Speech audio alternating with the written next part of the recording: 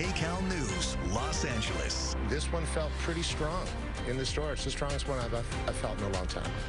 People and animals run for safety after another strong earthquake rattles SoCal. It's the fourth memorable quake since the start of the year.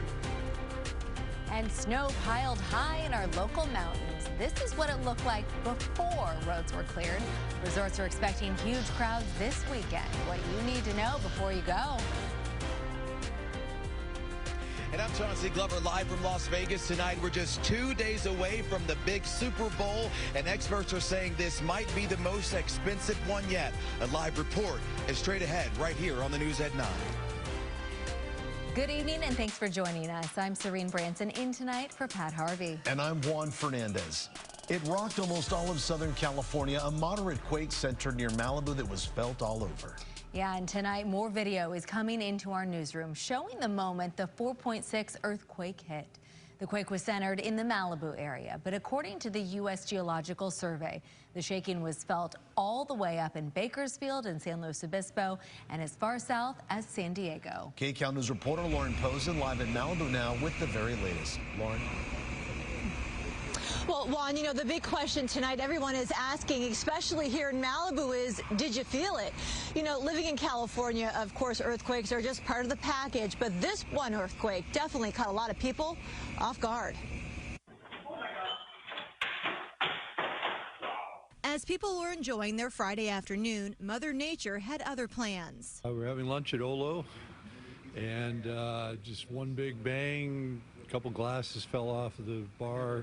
A lot of people were looking around trying to figure out what to do. Over at Calling House Liquor on PCH, bottles were shaking off shelves, catching the owner off guard. You know, I've had my share of earthquakes in my life, but this one felt pretty strong. And next door at the dispensary, when I finally went to go look outside, all the stuff started falling off the shelves, and then when I was like, earthquake, so then we just ran outside. Dr. Lucy Jones says the 4.6 magnitude earthquake struck near Malibu at 1:47 Friday afternoon. It's not so large that we would really be expecting any damage, so it's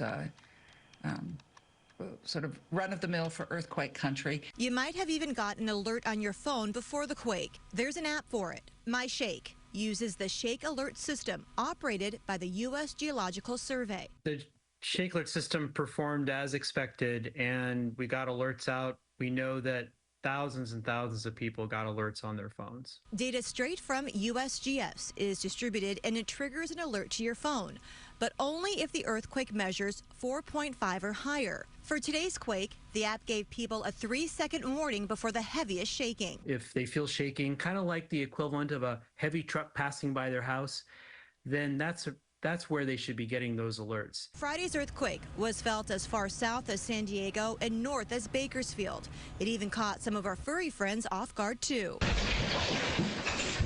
The shaking and rattling is serving as a reminder for some to be better prepared for the next one. We had no idea what to do just but to run outside, and as long as we're safe, that's totally okay. But yeah, it was pretty crazy.